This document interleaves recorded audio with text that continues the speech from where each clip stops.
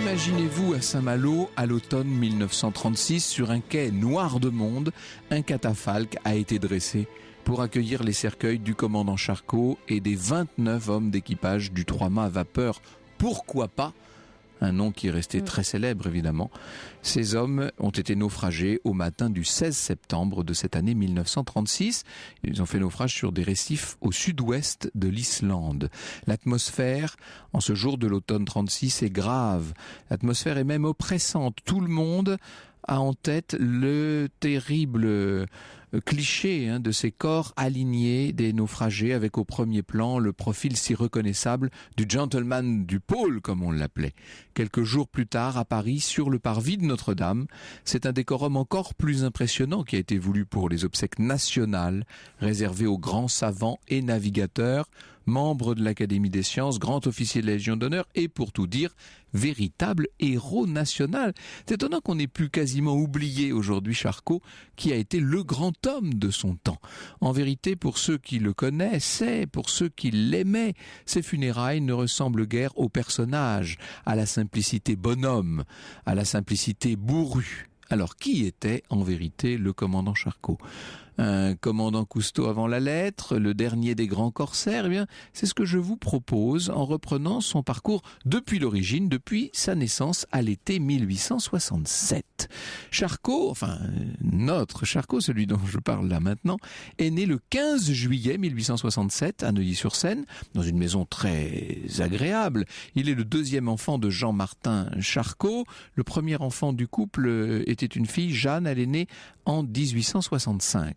Les parents sont donc Jean-Martin Charcot, cet éminent neurologue dont les travaux sur l'hystérie notamment menés à la Salpêtrière vont le faire connaître dans le monde entier, et la mère, Augustine Victoire d'Urvis, est une jeune veuve, fille d'un riche amateur d'art et déjà mère d'une fille prénommée Marie qui était née en 1854. Elle est sculpteur. Le mariage a eu lieu en 1864. Et durant le siège de Paris, la famille se sépare. Jean-Martin Charcot va bientôt s'installer à la Salpêtrière.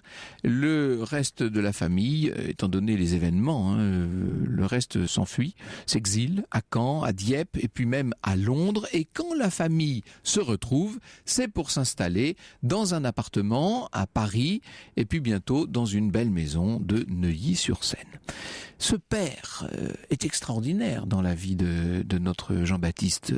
Vous imaginez cette figure paternelle, c'est presque un lieu commun, c'est pas facile d'être le fils d'une sommité, et ce dans quelque domaine que ce soit. En l'occurrence, Jean-Baptiste Charcot se sent écrasé par cette illustre figure paternelle.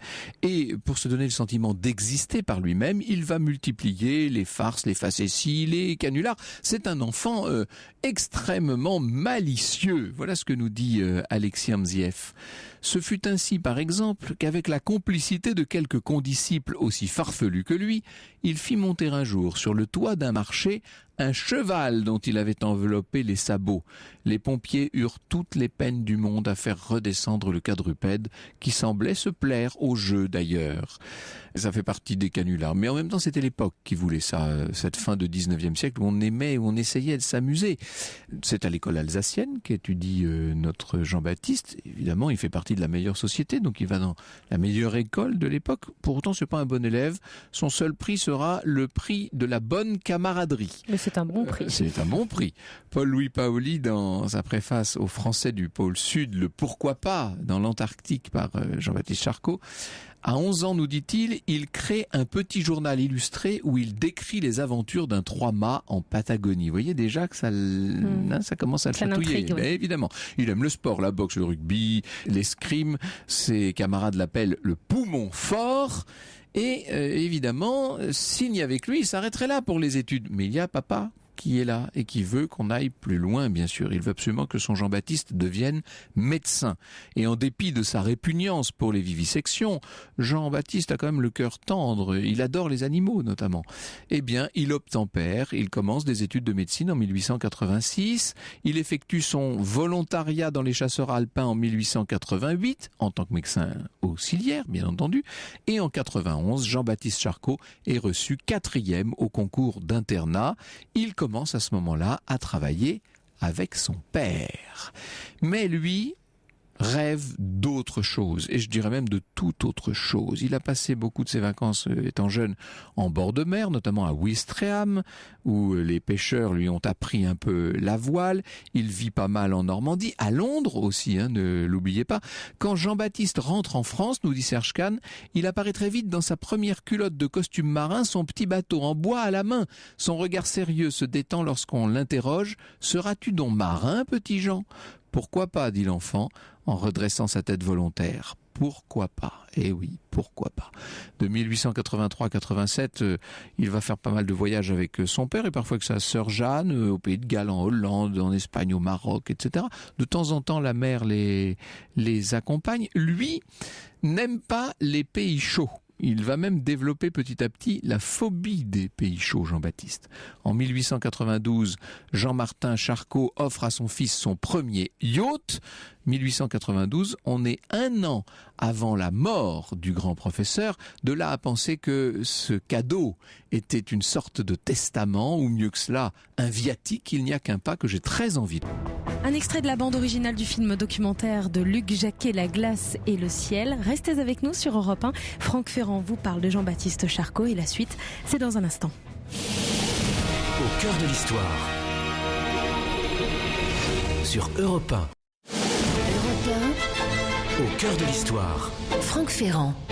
Cet après-midi avec vous, Franck Ferrand, nous sommes au cœur de l'histoire du navigateur Jean-Baptiste Charcot, qui n'en est pas encore un, puisque son père veut qu'il devienne médecin, et lui, il rêve d'ailleurs. Son but, c'est de devenir navigateur. Mais oui, vous savez, quand vous avez un père qui a été un grand professeur en médecine, il le dit d'ailleurs, il disait à ses amis, quoi que je fasse en médecine, je ne serai jamais que le fils du grand Charcot. Or, son père lui répétait, dans la vie, il faut exceller en quelque chose. Eh bien, lui, il veut exceller dans la navigation. Son père lui a offert ce premier navire, le Daisy, qu'il a rebaptisé Courlis, et qui va lui permettre de s'initier aux régates. Il vendra bientôt d'ailleurs le Courlis, et il se fera construire son premier vrai bateau, avec pour nom déjà, pourquoi pas? Comme sur la caisse à savon du temps de ses 5 ans. Ça le poursuit. Ça le poursuit en fait. Ma devise n'a-t-elle pas toujours été « Pourquoi pas ?» Le résumé de mon caractère mélange de doute et de volonté, dira-t-il.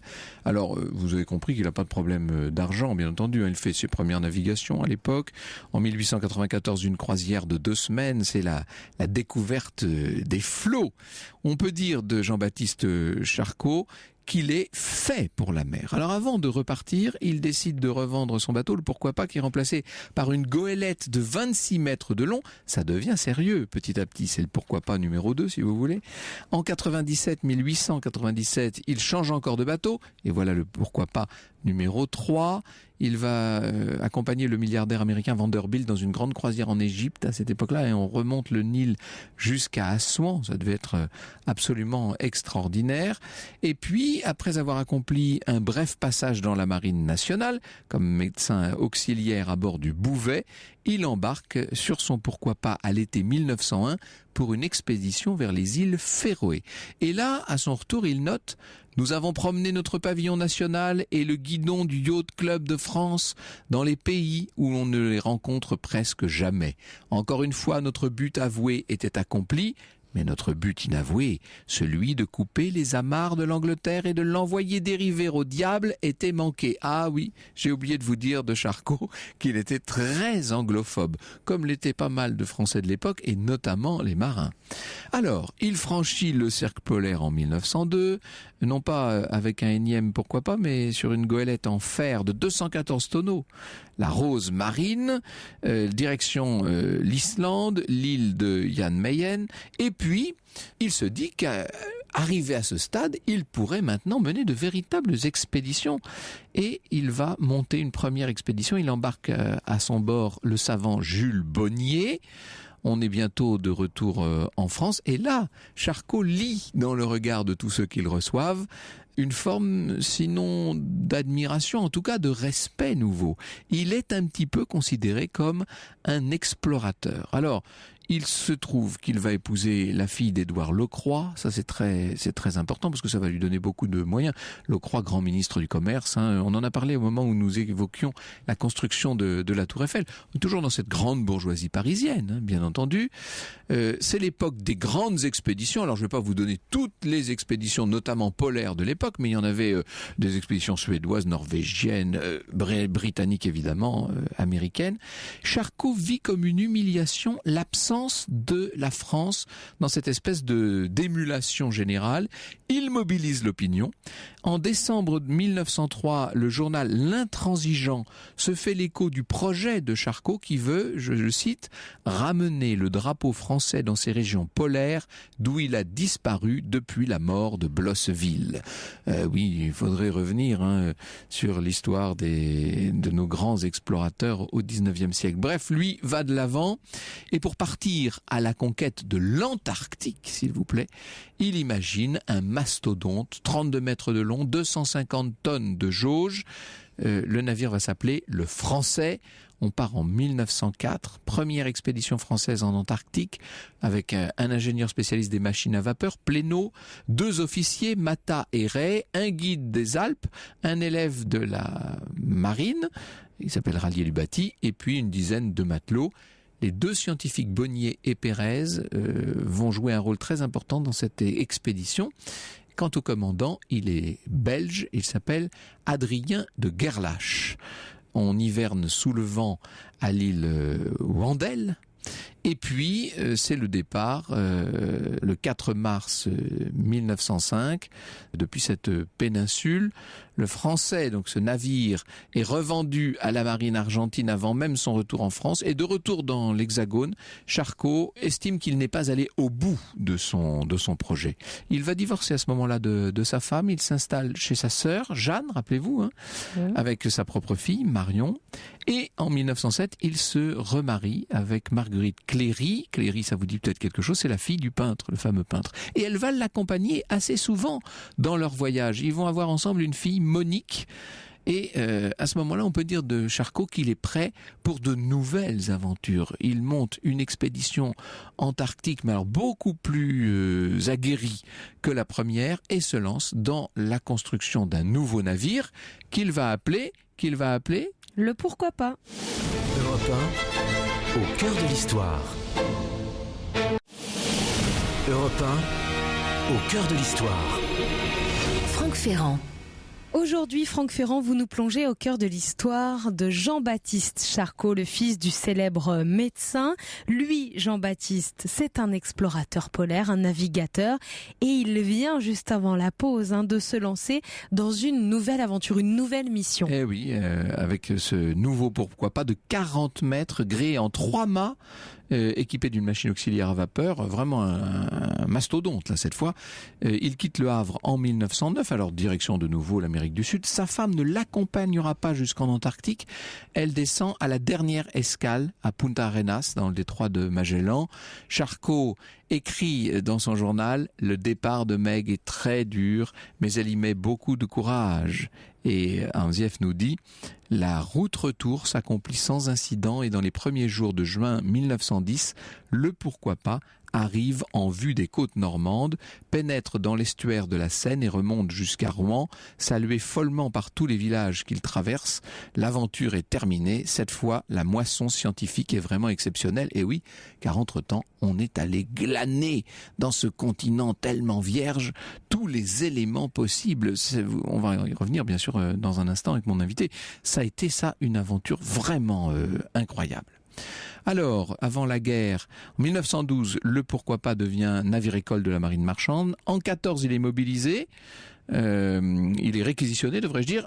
Quant à Charcot, il est mobilisé comme médecin dans la marine, un poste qui ne lui convient pas du tout. Lui, son but, c'est d'être en mer. Or là, il est officier de marine de réserve. À la fin de la guerre, il obtient de réarmer le pourquoi pas. Alors ce sera pour des croisières, ce sera pour des voyages de 3 mois par an. Et après-guerre, les missions scientifiques sur le pourquoi pas, dans l'Atlantique Nord, en Méditerranée, etc., vont se multiplier. En 23, Jean-Baptiste Charcot est capitaine de frégate. En 25, il perd le commandement de son bateau parce qu'il est atteint par la limite d'âge. Il n'en reste pas moins à bord en qualité de chef des missions.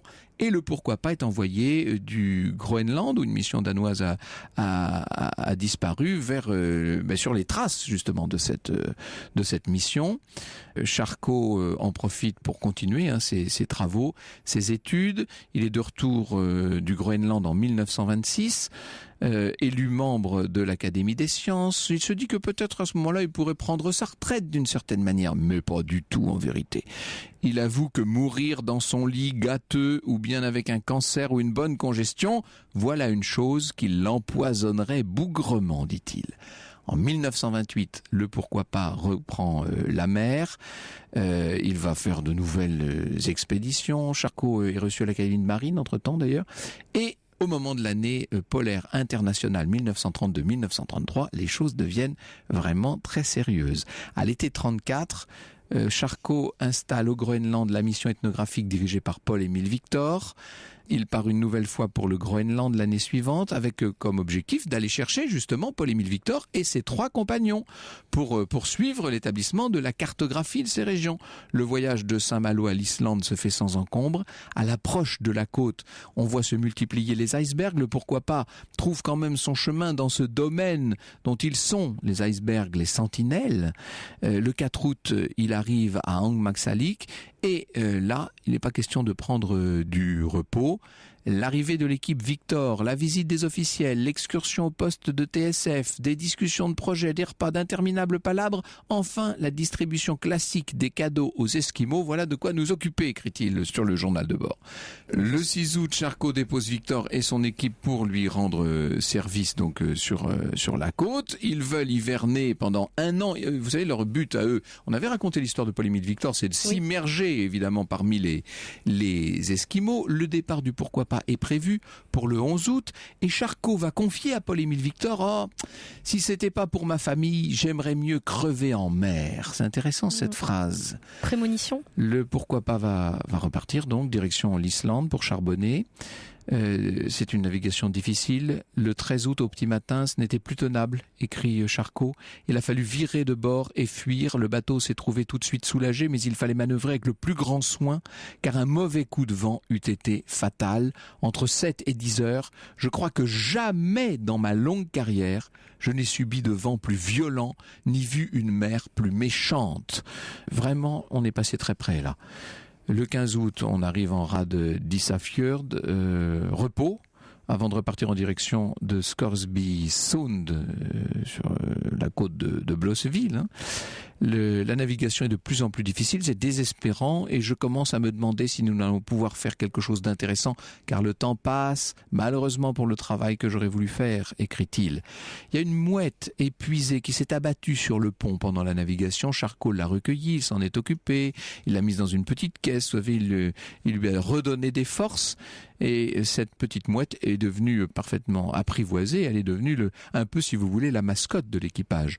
Le 30 août, au large de la côte d'Islande, la chaudière du pourquoi pas se révèle inutilisable. Il y a eu dans la soute une explosion de grisou. Le pourquoi pas est remorqué par un navire de guerre danois. Il est réparé à Reykjavik, seulement Charcot, lui, veut repartir. Le 9 septembre, la tempête est si grosse qu'au moment de partir, il est bien obligé de constater que son navire va devoir rester au port. C'est fou ce que le vent souffle pendant que j'écris. Il semble qu'il veuille arracher les amarres, enlever la mâture et je ne peux rien contre lui, écrit Charcot. Le 15 septembre, enfin, le temps change. On va pouvoir repartir. À 13h, le pourquoi pas quitte Reykjavik. À 15h, le pourquoi pas indique par un télégramme d'amitié adressé au consul de France que tout va bien à bord. Et 1 heure plus tard, ça se gâte. La pluie recommence à tomber, alors là, de façon terrible. Le vent augmente, le baromètre a baissé à une allure vertigineuse. Sur le bateau, on estime qu'il faut progresser de nouveau vent debout pour gagner un mouillage. La prudence, ce serait de faire demi-tour, seulement le pourquoi pas ne peut plus avancer.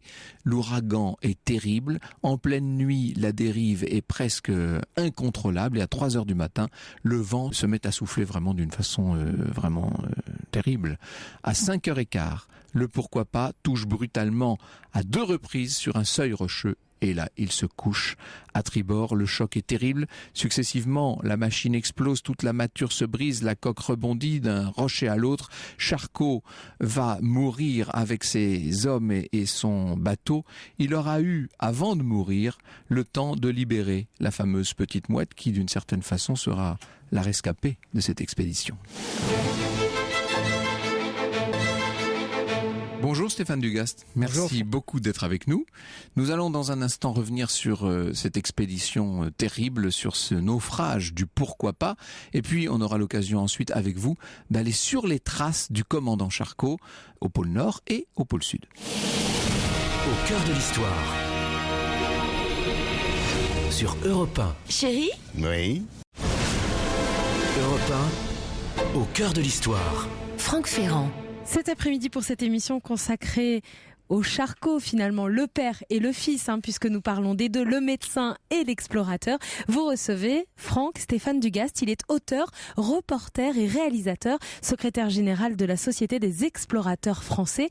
Et il est le créateur et l'animateur du blog Embarquement. Et oui, comme nous avons commencé par le fils, voilà. Eh bien c'est avec le commandant Charcot que nous allons nous réembarquer, si je puis dire, sur le pourquoi pas, le énième pourquoi pas, parce qu'il avait baptisé ainsi quasiment tous ses navires. Et puis tout à l'heure, bien sûr, avec le professeur Fabiani qui arrive incessamment, nous allons parler du père de Jean-Baptiste, c'est-à-dire le grand neurologue Charcot. Alors, avant tout, pourquoi le commandant Charcot n'est-il pas revenu de cette expédition au milieu des années 30, Stéphane Dugast? C'est la suite, vous l'avez bien raconté, mais c'est la suite d'événements malheureux, des fortunes de mer. C'est-à-dire que Jean-Baptiste Charcot est à 69 ans, normalement, va prendre sa retraite, normalement est attendu. Il n'aurait pas dû refaire toutes ces expéditions. Il n'aurait pas dû, mais il avait envie, il avait entre guillemets, ce fils spirituel, cette relation privilégiée avec Paul-Émile Victor, et le fait que Paul-Émile Victor lui demande de le déposer à Kangerlussuaq, presque pas tout à fait grand fjord, où Victor voulait hiverner avec ses Esquimaux. Charcot a craqué parce qu'il trouvait que c'était une belle idée, une bonne histoire, et puis surtout Victor était moins péteux que la première fois, il l'adorait, bref, il l'a déposé, et on voit que il y avait presque une filiation entre le commandant Charcot et Paul-Émile Victor, on pourrait dire ça d'une certaine manière. Totalement, j'ai eu cette chance de plonger dans la correspondance de Paul-Émile Victor et Jean-Baptiste Charcot, d'écrire la biographie de Paul-Émile Victor, et c'est une vraie relation. Au départ, j'étais un peu suspicieux, je me suis dit peut-être que c'est la légende, il a un peu fabriqué la chose, mais pas du tout, pas du tout. Et ce qui est intéressant, c'est que Jean-Baptiste Charcot va le déposer, va prendre du retard, et on est dans des tempêtes d'équinoxe qui vont être terribles une première fois, une deuxième fois. Donc des tempêtes qui dans un premier temps le retiennent au port, et puis il essaie de profiter d'une éclaircie, et là il n'aurait pas fallu partir probablement. Alors on n'avait pas ce qu'on a maintenant, c'est-à-dire l'internet, les bulletins météo, bien sûr. Et ce qui est touchant, c'est que même pour les Islandais, on pouvait appareiller, on pouvait y aller. Et en allant en Islande, je suis retombé sur des gens qui étaient des descendants des gens qui avaient vu partir le pourquoi pas, et qui m'ont d'ailleurs trouvé la dernière photo du pourquoi pas, qui avait été pris figurez-vous, par un gosse de 15 ans qui était monté au balcon, et la mer est plate, le ciel, on le devine bleu. Il part dans de bonnes conditions a priori. Il part dans de bonnes conditions, et ensuite c'est la loi de Murphy, comme disent les marins, c'est la loi pour être poli, des embêtements permanents, et les événements s'enchaînent en cascade, et toutes les décisions qu'on va prendre, Jean-Baptiste Charcot, sont les bonnes. Son bateau, les machines sont poussives, les machines sont cassées, elles ont été réparées. On dira plus tard que le charbon a été mauvais, certes, mais ils vont vouloir aller pendant la nuit se réfugier dans ces fjords, et en se réfugiant dans ces fjords, ils vont se tromper dans les lumières, la tempête est là, et ils vont se réfugier dans un des fjords où je suis allé, qui est le plus rocailleux, le plus rocheux, et évidemment, ils vont se tanker sur le fond de ce fjord, mais là ils vont utiliser tout ce qu'utilisent les marins, c'est-à-dire mettre l'ancre à bâbord, mettre l'ancre à tribord pour que le bateau puisse tenir, et tout va s'enchaîner pour faire en sorte que le pourquoi pas va se disloquer. Il y avait un acharnement sur cette expédition, sur ce navire à ce moment-là. Il y avait, je pensais plutôt, moi en tout cas, dans ce que j'ai lu, dans ce que j'allais dire vu, j'ai l'impression de l'avoir vu à force de le lire, mais il y avait une sérénité plutôt, il y avait un empressement peut-être aussi d'aller à Copenhague, au Danemark, où Jean-Baptiste Charcot allait enfin célébrer, on allait célébrer sa retraite, mais ni Victor, ni ses compagnons, ni les autorités islandaises n'ont interféré dans quoi que ce soit dans les décisions de Jean-Baptiste Charcot, même si a posteriori, du coup, la famille de Jean-Baptiste Charcot va beaucoup en vouloir à Victor, en l'accusant d'avoir donné donné du retard à Jean-Baptiste Charcot, retard qui du coup a causé le naufrage du pourquoi pas. Et je pense que c'est plutôt ce qu'on appelle une fortune de mer. Et en même temps, avant de partir, il dit à Victor qu'après tout, il préférerait à tout prendre crever en mer. Donc finalement, il a eu la fin dont il avait rêvé d'une certaine manière. Alors on dit que c'est une belle mort. J'ai vraiment vérifié si cette phrase il l'avait dite pour vraiment avoir et pas raconter une nouvelle fois une légende, puisque Paul-Émile Victor en raconte très peu de légendes. D'ailleurs, il est beaucoup plus près de la vérité. Oui, bien sûr.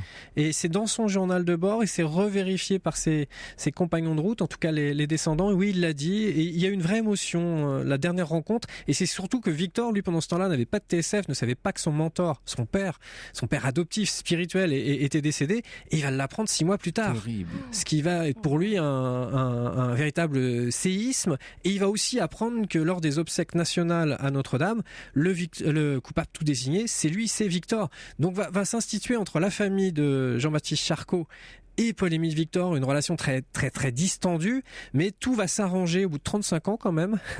Et 35 ans plus tard, le premier bateau que les expéditions polaires françaises auront, dont Victor est le chef, les expéditions polaires françaises, les EPF, le bateau, il va l'appeler le commandant Charcot. Vous voyez la fidélité.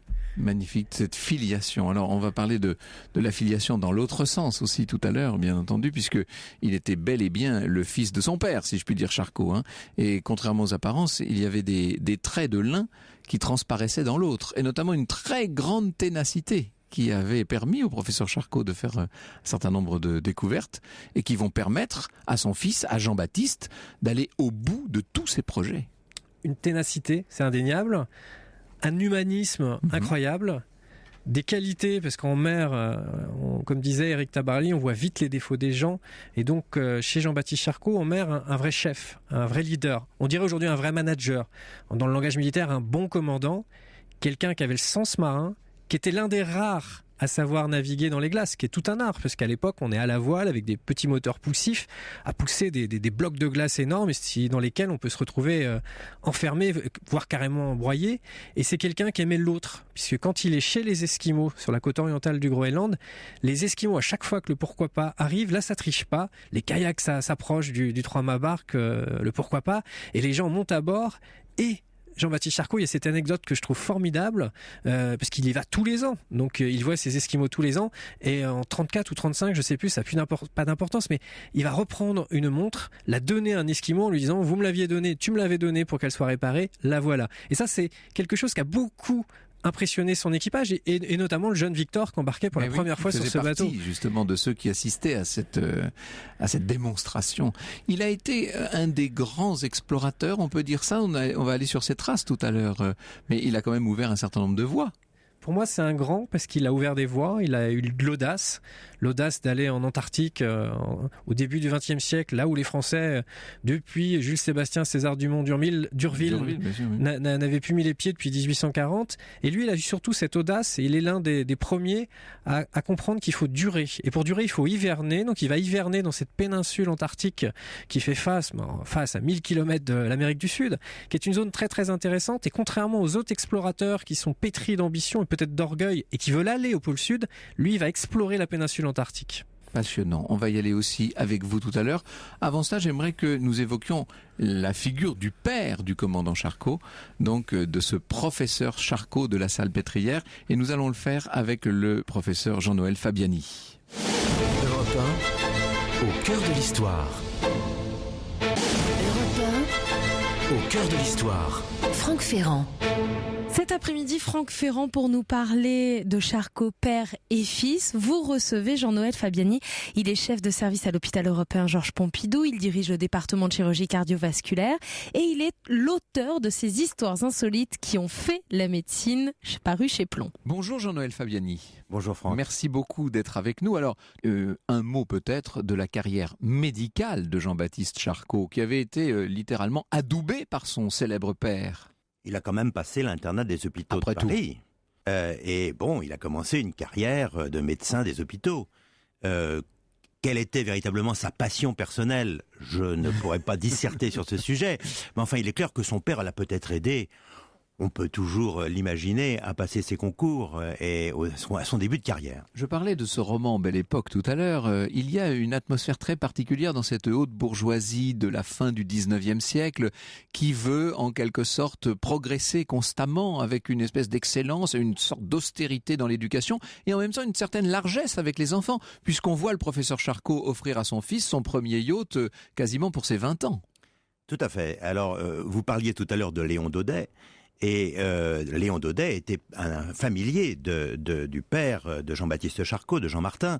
Il assistait, ainsi que le tout Paris, aux leçons que donnait le professeur Charcot le mardi matin. Parce que le professeur Charcot avait compris 2 choses de son temps.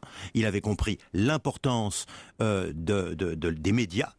Quelque sorte, Léon Daudet, c'est quand même, pour son époque, ce sont les médias. Et d'autre part, de la photographie. Car lui-même est nadarisé, mais il va nadariser toutes ses malades. Et ça va être très important. Il va faire de l'appareil photographique quasiment un instrument médical. C'est assez étonnant. Absolument. Ouais. Alors, nous avons évoqué la carrière fulgurante du commandant Charcot, donc du fils, cet explorateur, avec toujours de grandes visées scientifiques, une double volonté en quelque sorte, faire progresser la connaissance et faire progresser la France, parce qu'il y avait un côté très très patriote chez ces gens-là. Et puis, il était quand même, il l'a dit, je veux être le digne fils de mon père. Or, l'exemple de ce père n'est pas rien. Absolument. C'est un très très grand bonhomme. Charcot, c'est l'archétype du médecin du 19e siècle. C'est celui que je considère comme celui qui représente le mieux l'ère des grands patrons. Voilà. Et qui crée en quelque sorte les hôpitaux de l'assistance publique, hôpitaux de Paris, avec ces patrons qui vont avoir des élèves, qui vont avoir un enseignement et qui vont créer la méthode anatomo-clinique. Et oui, donc ça c'est une révolution évidemment. C'est une révolution qui a été amorcée par le grand Laennec. Et qui consiste, n'oublions pas, nous sommes au 19e siècle, on n'a pas vraiment de traitement à proposer aux malades. D'abord, les malades ne vont pas à l'hôpital.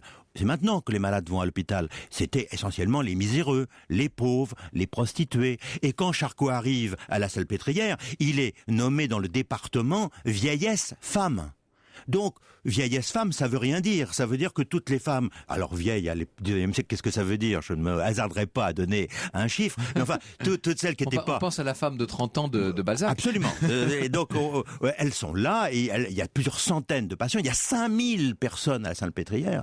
Et donc, il a devant lui de tout. Absolument de tout. Des gens qui ne sont pas malades, des gens qui sont très malades et qui vont mourir, et d'autres qui ont des psychoses qu'il va observer. Et peut-être que le très grand charisme de Charcot est lié justement au fait qu'il n'ait choisi sa vocation que tard. Pendant très longtemps, il s'est même demandé s'il n'allait pas être artiste. Ce qu'il faut dire, c'est que s'il incarne, lui, à la fin du 19e siècle, cette grande bourgeoisie, ces grands mandarins, etc., il n'est en revanche pas du tout issu du sérail. Il est d'une famille tout à fait modeste, lui. Tout à fait modeste. Son père était charron. Charron, oui, charron carrossier. Enfin, voilà, oui.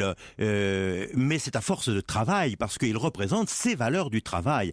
Et c'est un jeune homme qui se lance dans le milieu de la médecine à l'époque qui était quand même relativement fermé. On pourrait rentrer dans les détails, mais qui est quand même assez fermé au moment où il commence, qui va passer l'internat des hôpitaux, il va être chef de clinique ensuite, et puis immédiatement il se lance dans ce qu'on appelle les concours, qui étaient soi-disant réservés aux fils de patron. Il n'est pas fils de patron lui-même, et il se lance dans les concours, il va passer le médicat des hôpitaux, il va passer l'agrégation de médecine, il la rate une fois d'ailleurs, et il la passe une seconde. Enfin bon, il continue, puis après il va être professeur d'anatomie pathologique, et puis on va créer pour lui, à la fin de sa carrière, la chaire de neurologie, parce qu'il est aussi le créateur de la neurologie. Voilà. On a l'impression, vous allez me dire, je me trompe peut-être, là, je ne suis pas du tout un spécialiste, mais vous êtes là pour ça, Jean-Noël Fabiani, mais on a l'impression que partant de choses extrêmement concrètes, au départ il s'intéresse aux maladies inflammatoires, il a consacré sa thèse à la goutte, etc., il va peu à peu aller vers des choses de plus en plus abstraites, quasiment vers une sorte de philosophie de la médecine, qui est aux limites de la psychiatrie aussi, bien sûr. Alors vous pensez à l'hystérie, bien entendu. Alors l'hystérie, c'est une maladie formidable, puisque c'est Hippocrate qui l'a décrit, l'hystérie, quand même, en disant que l'utérus, quand il n'a pas d'enfant, se promène, dit Platon, à l'intérieur du corps pour aller stimuler les autres organes et les rendre malades eux-mêmes, tout de même. Et c'est là d'où vient l'hystérie. Alors, on en parlera après, parce que au départ, quand même, ce qui caractérise Charcot, c'est un remarquable esprit d'observation qui a été favorisé par quelqu'un qui a été important pour lui, qui s'appelle Duchesne de Boulogne, qui lui ne fait pas de carrière, mais dont il y a la maladie maintenant qui l'honore en quelque sorte, mais enfin qui l'initie à l'anatomopathologie. Et il rentre donc dans cette démarche, j'observe les gens de leur vivant, je note absolument tous les symptômes, et puis une fois qu'ils sont morts, parce que malheureusement ils meurent assez rapidement au 19e siècle dans un hôpital, eh bien j'utilise mes capacités pour disséquer le cadavre et noter toutes les lésions, et je fais le rapport entre les signes que j'observais du vivant et les lésions sur le mort. C'est comme ça que Laennec avait décrit finalement la tuberculose pulmonaire, qu'il avait décrit la cirrhose du foie, et c'est comme ça que Charcot va décrire les grandes maladies neurologiques. Il faut dire qu'on revient de loin. C'est-à-dire que Laennec d'abord, Charcot ensuite, ont réinventé une discipline qui était quand même très très peu développée avant eux. Mais parce que avant le 19e siècle, l'hôpital n'existe pas. Exactement. C'est-à-dire qu'il est tel que nous le concevons. Tel que nous le concevons. C'est là où on accueille les miséreux, où on accueille les pauvres. Plutôt l'hospice, on va dire. Et puis, la Révolution française va mettre le coup près, puisqu'elle décrète qu'on n'a plus besoin, c'est le cas de le dire, on n'a plus besoin d'hôpitaux, puisque Saint-Just dit même à un moment, si la Révolution finit, nous avons encore des malheureux parmi nous, nos travaux révolutionnaires auront été vains. Alors, que devons-nous à Charcot ? En quoi la médecine, aujourd'hui, lui est-elle encore redevable ? C'est ce que nous voyons en votre compagnie dans un instant. Au cœur de l'histoire. Sur Europe 1. Europe 1, au cœur de l'histoire. Franck Ferrand. Franck Ferrand, vous nous avez raconté cet après-midi l'histoire du fils Charcot, Jean-Baptiste. Nous nous intéressons à son célèbre papa, le médecin Charcot, avec Jean-Noël Fabiani, votre invité. Il est chef du service à l'hôpital européen Georges Pompidou. Il dirige le département de chirurgie cardiovasculaire et il est également professeur à l'université Paris-Descartes. Alors justement, les maîtres ont joué un rôle dans la carrière de Charcot. Il a été à bonne école quand même. Il avait travaillé dans un premier temps, il a présenté sa thèse avec Piori, Tout à donc fait. le grand maître des questions inflammatoires, justement. Tout à fait. Il a eu des maîtres, bien entendu. Pierre Reyer, qui était qui est son patron, bien entendu. Et qui était le médecin de l'empereur, de Napoléon III. Tout à fait. Et, donc, et surtout, il a eu des maîtres, mais il a bien retenu la leçon. Et il a eu des élèves exceptionnels. Car lorsqu'on fait la liste de ses élèves... c'est vraiment toute la médecine française de cette époque qui défile, avec des noms comme Pierre-Marie, Bourneville, Bouchard, Gilles de la Tourette ou Babinski. Alors, ça vous dit peut-être pas quelque chose, un peu quand même, mais pour les médecins, chacun de ces noms représente soit un signe fondamental de la sémiologie médicale, soit une maladie. Et donc, ces gens qui sont autour de lui vont véritablement créer la grande école de médecine française du 19e siècle. C'est-à-dire qu'on a affaire non seulement à un très brillant observateur et à un remarquable analyste, mais il est aussi un grand pédagogue. Il avait d'ailleurs le sens de la mise en scène, hein, ça c'est resté célèbre. Alors, tout à fait. Alors, il n'était pas un grand orateur, dit-on, et il préparait très très bien ses cours, parce que justement, il avait un peu de difficulté d'élocution. Mais il compensait, comme je vous le disais tout à l'heure, grâce à des dessins, il avait la fibre du dessinateur, et par des photographies. Et il savait mettre en scène. Et ces fameuses leçons du mardi attirent les gens. Alors, parfois... Ça devient quasiment comme des premières de spectacle. Absolument. Hein. On va au cours de Charcot comme on irait à une première de Sarah Bernard. Hein. Exactement. Et alors, il faut bien dire que Charcot sait trouver ce qui plaît. Et ce qui plaît beaucoup à l'époque, bien sûr, c'est tout ce qui concerne l'électricité, c'est tout ce qui concerne les maladies un petit peu mystérieuses, comme l'hystérie. Et c'est pour ça qu'il va se lancer un peu dans l'hystérie. Et pour provoquer les signes de l'hystérie, il va utiliser une méthode qu'on peut discuter, qui d'ailleurs a été très discutée, qui est l'hypnose. Alors voilà, c'est en cela que je vous disais tout à l'heure qu'on quittait le monde purement tangible, là. Voilà, on va dire qu'il faisait, grâce à l'hypnose, il disait qu'il recréait les signes de la grande forme de l'hystérie.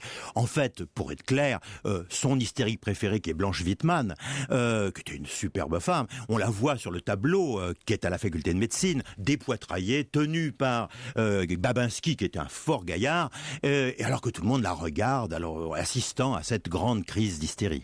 Il va faire à partir de là, de la salpêtrière, le point central de toutes les études neurologiques à travers l'Europe. Hein. Alors, il y a la partie neurologique qui est un remarquable observateur. Et il décrit par exemple la maladie de Parkinson comme la paralysie agitante. C'est tout à fait ça, la maladie de Parkinson.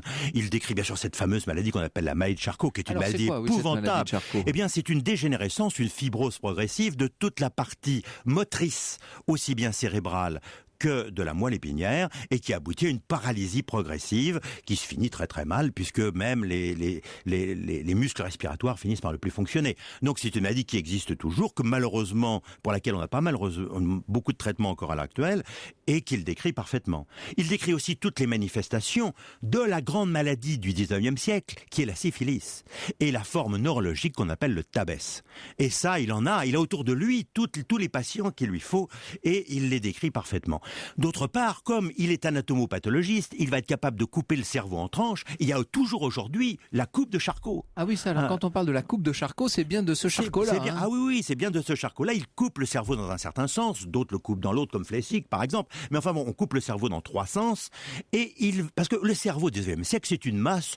Bon, on sait que c'est important pour marcher, se parler, se mouvoir, mais on ne connaît pas très bien la topographie des choses. Et ce que vont faire les gens de cette époque, dont Charcot bien sûr, c'est de trouver une topographie aux maladies. Cette maladie-là, elle est liée à la lésion de tel endroit du cerveau.